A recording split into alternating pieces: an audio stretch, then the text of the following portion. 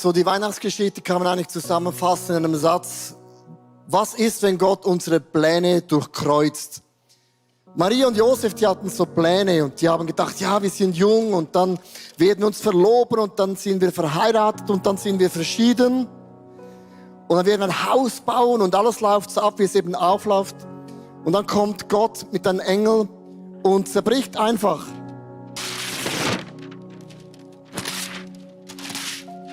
diesen Plan.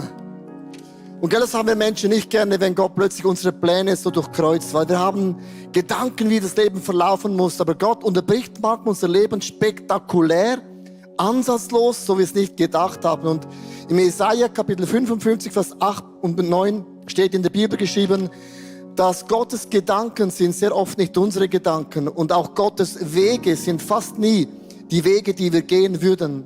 So wie der Himmel die Erde überragt, so sind auch die Wege Gottes viel höher als unsere Wege und Gottes Gedanken als unsere Gedanken.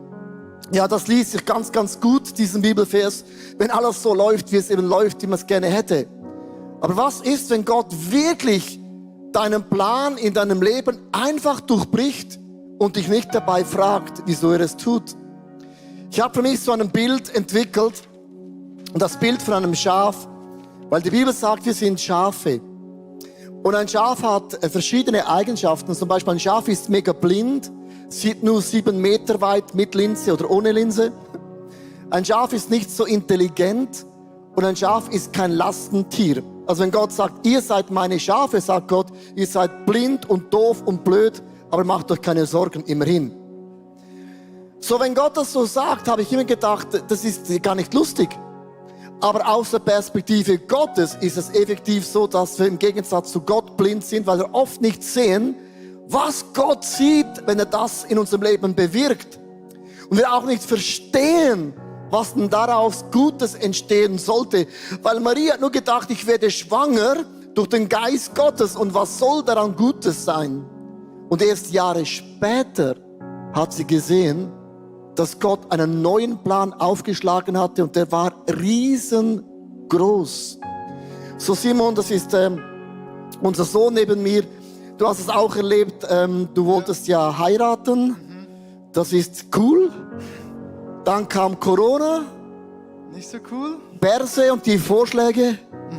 Und dann war alles am Arsch. Ja, also Hochzeiten und Corona, das versteht sich nicht gut. Und ich weiß auch, für mich war es ein Highlight, letztes Jahr mit meiner Frau die Hochzeit zu planen. Wir haben uns so oft auf Spaziergänge begeben und haben dort uns überlegt, was wollen wir für ein Setting haben, was wollen wir für Hochzeitskleider, für ein Essen, haben uns überlegt, wer kommt auf die Gästeliste. Und wir haben so immer wieder an Spaziergängen an unsere Traumhochzeit gefeilt und geschraubt. Bis wir uns dann entschieden haben, wir wollen zusammen im Steppacher Café heiraten, haben die Location schon gebucht, das Essen schon bereits organisiert, uns Pläne gemacht.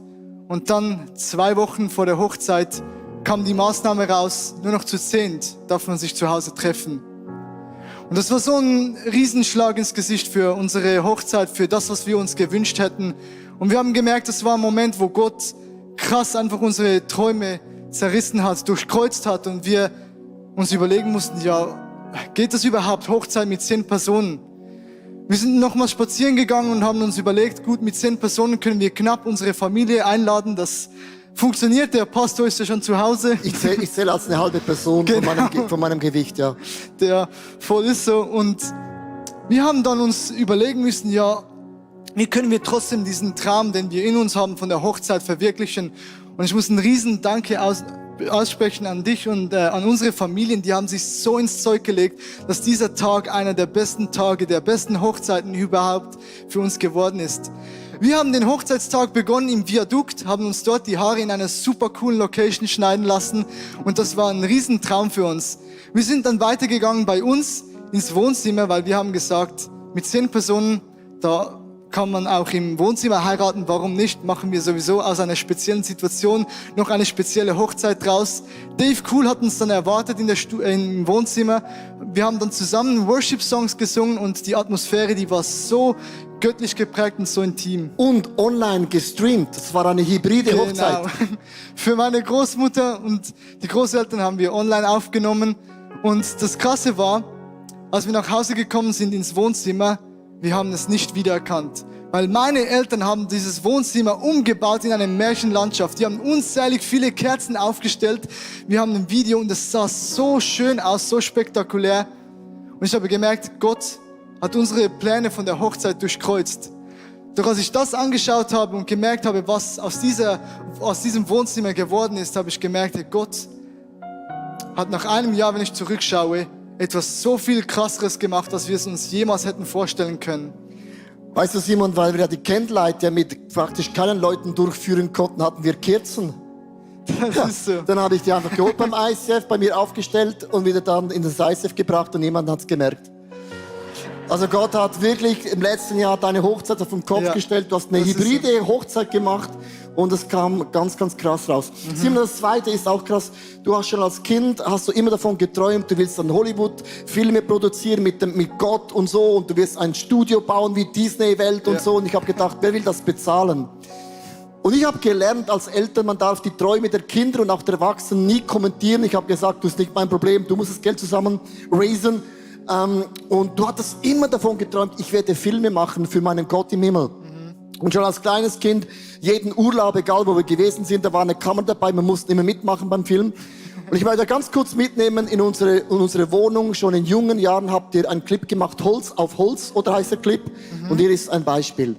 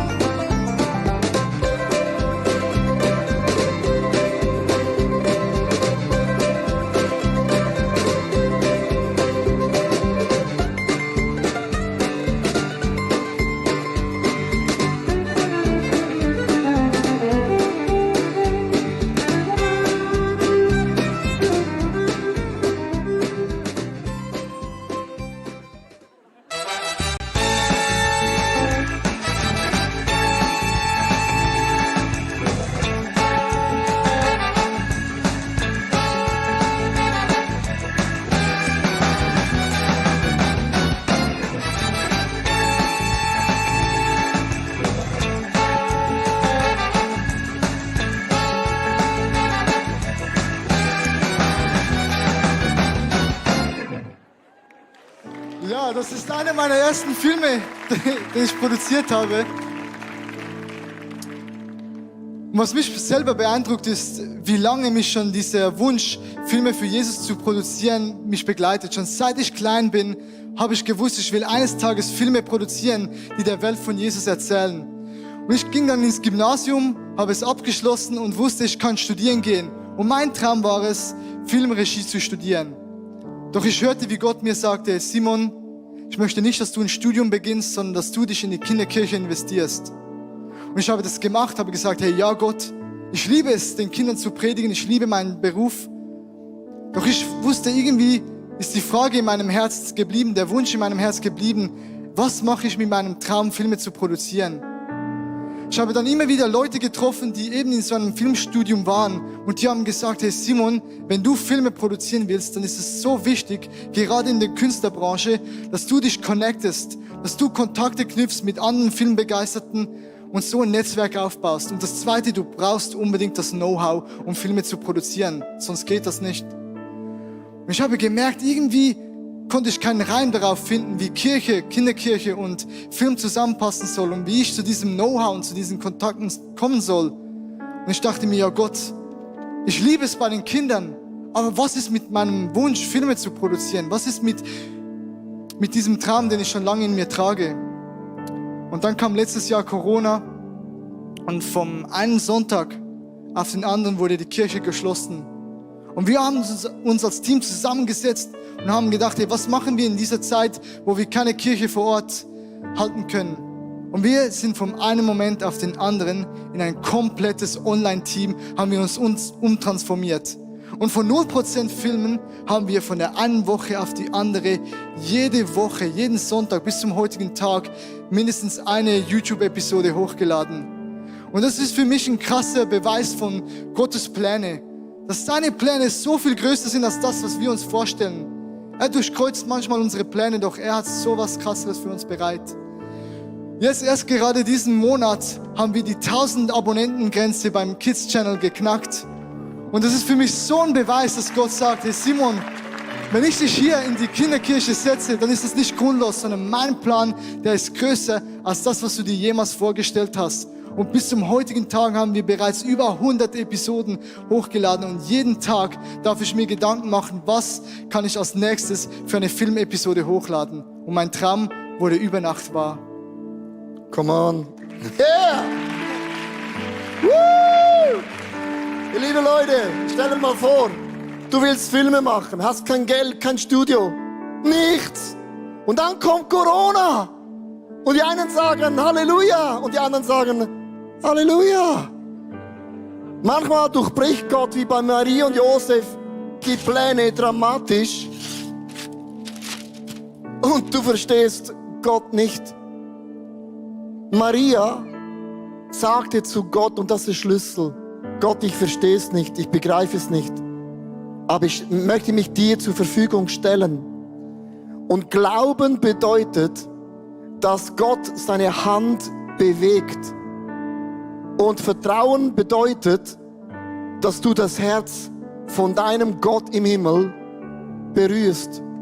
Und Vertrauen bedeutet, ich vertraue, wenn Gott was durchbricht, dass Gott einen neuen Plan hat, der ist größer als alles zuvor in deinem Leben. Der neue Plan, als Maria dann zurückschaute und Jesus Wasser zum Wein machte, dachte Maria, Scheibengleister, wieso habe ich mich so gestresst gefühlt?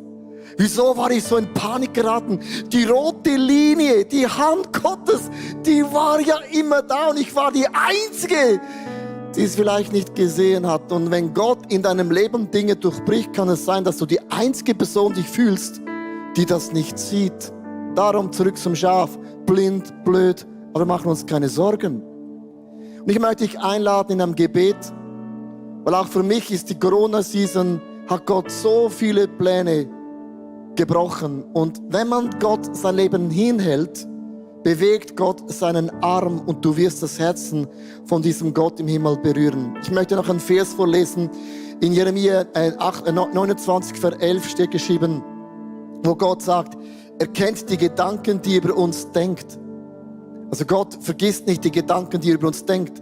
Er hat Gedanken vom Heil und nicht vom Unheil. Und Gott wünscht für uns ein Leben der Zukunft und auch der Hoffnung. Und was auch immer in deinem Leben in diesem Jahr zerbrochen ist, die rote Linie, die Hand Gottes ist nicht losgelassen.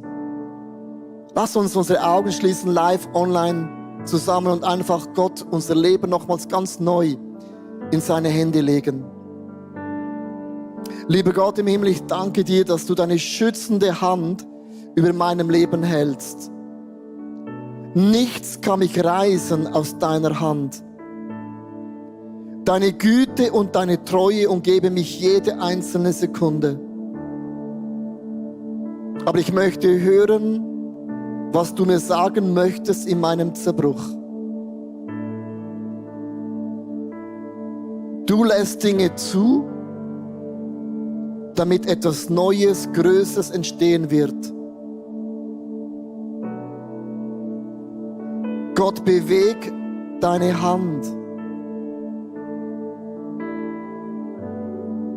und erbarme dich über meinem Leben nochmals ganz, ganz neu.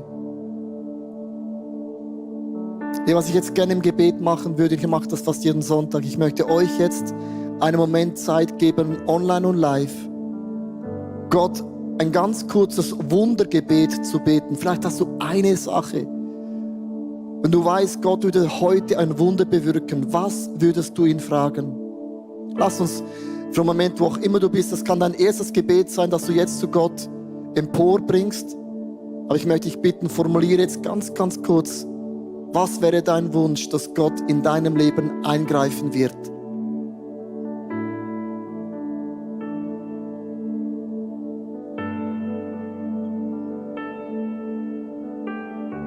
Du hast einen Gott, der hört.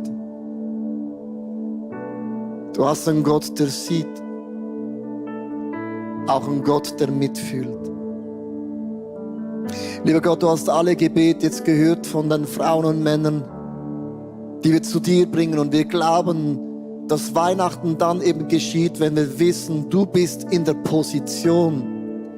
Und du bist allmächtig und du bist allgegenwärtig und du bist allwissend. Dass du jetzt in meinem Leben eingreifst und ich sagen kann, wenn ich in meinem Leben zurückschaue, die Linie Gottes, der rote Faden, der war immer da und ist nicht zerrissen. Und wir sagen Amen. Weißt du, das Wort Amen bedeutet, ist nicht der Punkt. Amen bedeutet, so sei es, was ich dich gefragt habe. Darum ist ein Amen ein Statement. Woo! So sei es. Das ist eben Weihnachten.